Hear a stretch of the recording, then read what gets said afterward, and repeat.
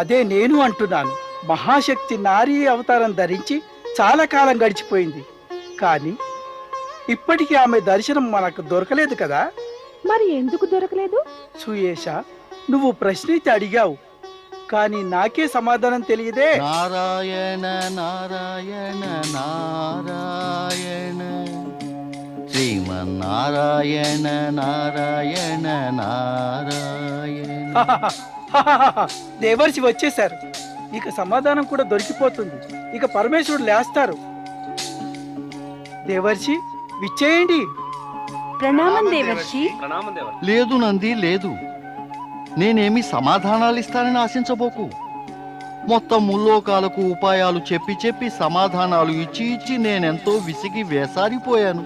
అయితే దేవర్షి, మాకెలా తెలుస్తుంది శక్తి రూపిణి దేవి దర్శనం ఎప్పుడని? ఇదే ప్రశ్న నేను ఆ పరమశివుణ్ణి అడగాలని ఇక్కడికి వచ్చాను. కానీ పరమేశ్వరుడు సమాధానం ఇవ్వాలంటే సమాధి నుంచి లేవాలిగా. అవును, ఆ సమస్య ఉన్నదే. ఒక్కటే ఉపాయం. ఏమిటి? నంది, దానికి సమాధానం నేను మరోసారి ఎప్పుడైనా చెప్తాను. ఇప్పుడు నా సమస్యలా వెళ్ళడం. నారాయణ నారాయణ. లేదు దేవర్షి, వచ్చారు కనుకనే పరమేశ్వరుని దర్శించుకుని వెళ్ళండి. నంది, మంచిదే. కానీ ఈ సమయంలో పరమేశ్వరుడు సమాధిలో ఉన్నారే. నారాయణ నారాయణ. లేదు దేవర్షి, తమరు గనక సమీపానికి వెళ్తే పరమేశ్వరుడు తప్పకుండా సమాధి నుంచి లేస్తారు. హ్మ్. నారాయణ నారాయణ. ఓం నమ శివాయ.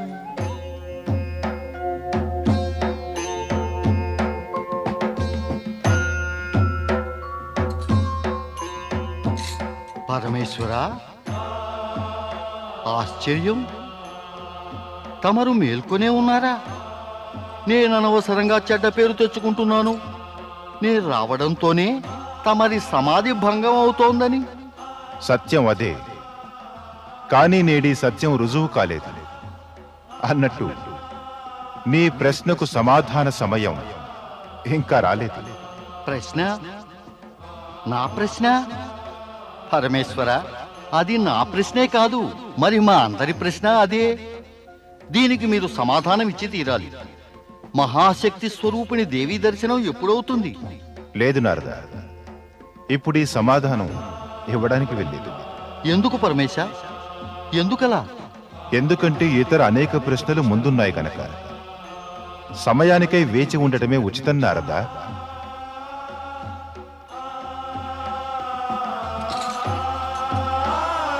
నారాయణ నారాయణ. స్వామి మళ్ళీ సమాధిలోకి వెళ్ళిపోయారు. సమాధానం ఇవ్వలేదు ప్రభువులు. చింతించనవసరం లేదు. స్వామి ఈ సమయంలో మర్యాద వల్ల సమాధానం ఇవ్వలేదు. కానీ నా ఎదుట మర్యాదలు పాటించనవసరం లేదు. నేనే మీకు సమాధానం ఇవ్వగలను. మరి చెప్పండి దేవర్షి. నంది, మహాశక్తి అవతారం ఎందుకెత్తిందంటే ఆమె ఆ శివుడి జీవిత భాగస్వామిని కావడానికే. ఇది శుభ సమాచారమే. అయితే మంచిది. కాస్త చెబుతురు ఆమె దర్శనం ఎప్పుడవుతుందో. నంది, సమయానికై వేచి ఉండటం ఉచితం కదా. నారాయణ నారాయణ నారాయణ. పార్వతి, నీవు పెరిగి పెద్దదానివైన ఈ విషయం మరువకు. ఓంకారం ఆదినాదం, ఆదిస్వరం, ఆదిధ్వని. పార్వతి, నీ ప్రసన్నత సదా మహేశ్వరునిలోనే నిక్షిప్తమై ఉంటుంది. మహేశ్వరునికి అక్షర రూపమైన ఓంకారమే సర్వశక్తిమంతం.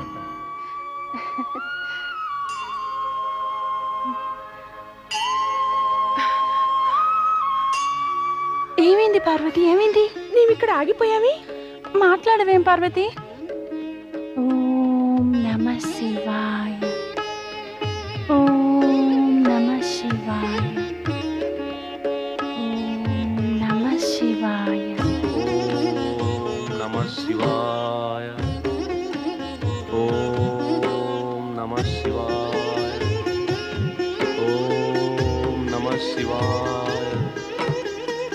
ఓం నమ శివాయ, ఓం నమ శివాయ, ఓం నమ శివాయ, ఓం నమ శివాయ. ఓం నమః శివాయ. మంగళ ఓం నమః నాయనా మంగళ. శివాయ. వత్స, నువ్వు తల్లి పిలుపు వినాలి నమః నాయనా. శివాయ. అప్పుడే భగవంతుడు నీ పిలుపు వింటాడు. ఓం మంగళ. నమః శివాయ. అమ్మా, నీవా? నీవిక్కడికి కూడా వచ్చావా? ఎందుకమ్మా? నీకిది తెలీదా? పరమేశ్వరుడు సర్వవ్యాపి. ఇక్కడ కాశీలోనూ ఆయనే ఉంటారు, అటు కైలాసంలో కూడా వారే ఉంటారు. పద మంగళ, ఇంటికి పద. అక్కడికి వెళ్ళి శివుణ్ణి ఆరాధించుకోనవచ్చు. నా కళ్ళెదుట ఉండి నాకు మనశ్శాంతి కూడా కలిగించు. అమ్మా, ఆ పరమశివుడు సర్వవ్యాపి అయితే నీవు కూడా ఎల్లడలా ఉంటావు. నీవు లేనిదెక్కడా? ఈ జగతి నీ మీద ఆధారపడినదే. ఇక్కడ నుంచి నన్ను తీసుకెళ్లటం కన్నా నువ్వు ఇక్కడే పరమశివుణ్ణి స్మరించుకో. అది మనిద్దరికి కూడా మంచిదే. కూర్చో అమ్మా, కూర్చో. నాతో పాటనమ్మా. ఓం నమః శివాయ. ఓం నమః శివాయ. ఓం నమః శివాయ. ఓం నమః శివాయ.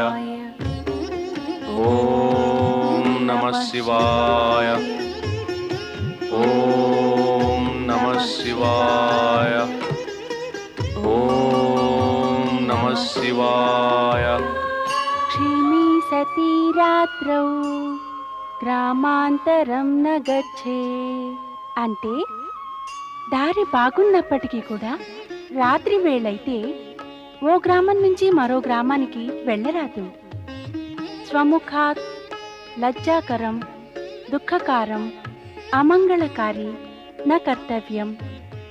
అంటే మన నోటితో లజ్జాకరమైనవి, అన్యులకు దుఃఖం కలిగించేవి, అమంగళప్రదమైన మాటలు మాట్లాడరాదు.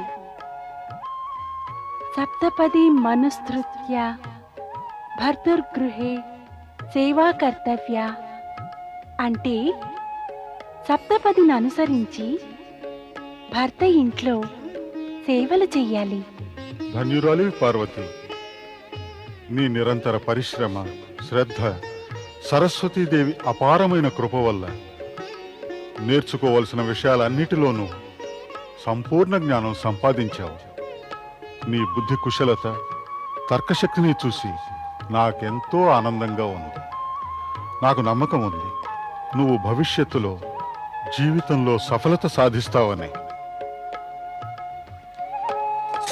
నారాయణ నారాయణ.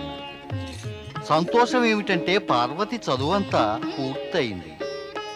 ప్రణామం దేవర్షి. ఇచ్చేయండి దేవర్షి. తమరి రాక ఎప్పుడూ శుభకరమే. ఎప్పుడూ కాదులేండి మునివర్య, కానీ అప్పుడప్పుడు తప్పక జరుగుతుంది నేటిలాగా. నేడు పార్వతీదేవి చదువు పూర్తయింది. ఇదంతా గురుదేవుల యొక్క కృపా ఫలితమే. అవును దేవి, అవును. నేనేమైనా ఇది నా కృపా ఫలితమని అన్నానా? గురుకృప లేకపోతే జ్ఞానప్రాప్తి కలగదు. ఇక దేవర్షి కృప లేకుండా ఏ శుభమూ జరగదు. ఎలాంటి శుభము మునివర్య? పరప్రాప్తి, వివాహయోగం. మునివర్య, తమరు దూరదర్శులే. నేను దూరదర్శనే, కానీ తమరు త్రికాలదర్శులు దేవర్షి. నారాయణ నారాయణ. ఓం నమః శివాయ. ఓం నమః శివాయ. ఓం నమః శివాయ. ఓం నమః శివాయ. ఓం నమః శివాయ. ఓం నమః శివాయ. ఓం నమః శివాయ. ఓం నమః శివాయ. ఓం నమః శివాయ. ఓం నమః శివాయ. నమః శివాయ.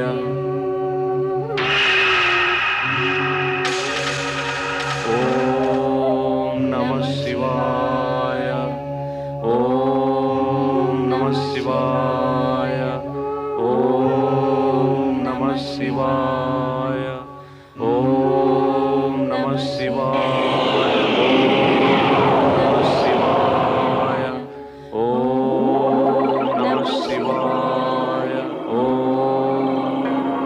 లే మంగళ, నీ తపస్సు పూర్తయింది. దేవాదిదేవా, భక్తవత్సల, తమరి పుణ్య దర్శనం చే మేము ధన్యులం. మంగళుని తపస్సు సఫలమైంది. మంగళ, లే. ఇక నీవు ఆకాశంలోని గ్రహలోకం వెళ్ళి స్థిరపడాలి. ఆకాశంలోని గ్రహలోకమా? ఓ శివశంకర, నా కథ వినండి, నా వ్యధను తెలుసుకోండి. ఈతడు పుట్టిన నాటి నుంచి కూడా నాటి నుంచి నేటి దాకా నాతో కలిసి ఉండలేదు. తమరి ద్వారా పొందిన ఈ పుత్రుడు పసితనం నుంచి తమరి ఆరాధనలోనే మునిగిపోయి ఉన్నాడు.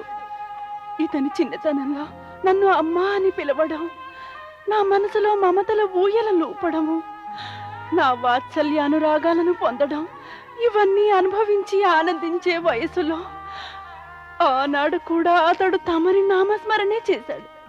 ఇంకా ఈనాడు కూడా తమరినే జపిస్తున్నాడు. ఇతనికి నా పుత్రుడిగా సుఖము ఏమైనా ప్రాప్తించిందేమో, కానీ నాకు ఇతనికి తల్లినైన సుఖం నేటికి కలగలేదు. ఇతను అన్నాడు, తమరి దర్శన భాగ్యం కలిగిన పిదప ఇతను నాకు తల్లి స్థానం తప్పక ఇస్తానని. కానీ అంతకు ముందే తమరితనికి ఆకాశంలోని గ్రహలోకంలో స్థానం ఇవ్వదలిచారు. ఇక నేనేం చెయ్యను? నేనెక్కడికి వెళ్ళను పరమేశ? నా గతేం కావాలి? పుత్రుడు ఉండి కూడా నేను నిస్సందువేనా? శాంతించు ధరణి, శాంతించు. సత్యమేమిటంటే, మంగళుడు గ్రహమండలంలో స్థానం పొందటానికే నా స్వేదం నుంచి జన్మించాడు. అతని నిశ్చిత స్థానం ఆకాశంలోని గ్రహమండలంలోనే ఉంది. పరమేశ, ఇతను జన్మించడానికి కారణం ఇదే అయితే తమరు ఇతన్ని పుత్రుని రూపంలో నాకు ప్రసాదించి నా మనసున మమతని ఎందుకు జాగృతం చేశారు? ఎక్కడికి వెళుతుంది ఈ యువపుత్రుడి మాత? ఆమె మమతే వెతల పాలైతే? దేవి, నీవిలా విలపించడం శోభస్కరం కాదు. లోకానికి నీవు సహనశీలవు, క్షమాశీలవు. నీవు ఔన్నత్యానికి ప్రతీకవు. భూమి, అచల, ధరణి అనే సంబోధనలతో లోకం నిన్ను గౌరవిస్తుంది. జగత్తులో సంపూర్ణ స్త్రీ జాతికే నీవొక గొప్ప ఆదర్శానివి. దుర్మార్గుల పట్ల కూడా నీవు దయతో, క్షమతో, ధైర్యంతో ప్రవర్తిస్తావు. ఇంతటి గొప్ప ఆదర్శ గుణాలతో నిండి ఉండి కూడా నీవు పుత్రవియోగంతో విచలితమైనావా? ఈ స్థితి నీ సద్గుణ ధర్మాలకు ఎంతగానో విరుద్ధం. తమరి కృపతో నేనేదైనా పరమేశ్వర, ఏమైనా తల్లిని. చింతించకు దేవి, మంగళుడు నీకు దూరాన ఉండబోడు. సదా నీ కనుల ఎదుటే ఉంటూ రక్తవర్ణ గ్రహ రూపంలో తన ఎర్రని కాంతి వెదజల్లుతాడు.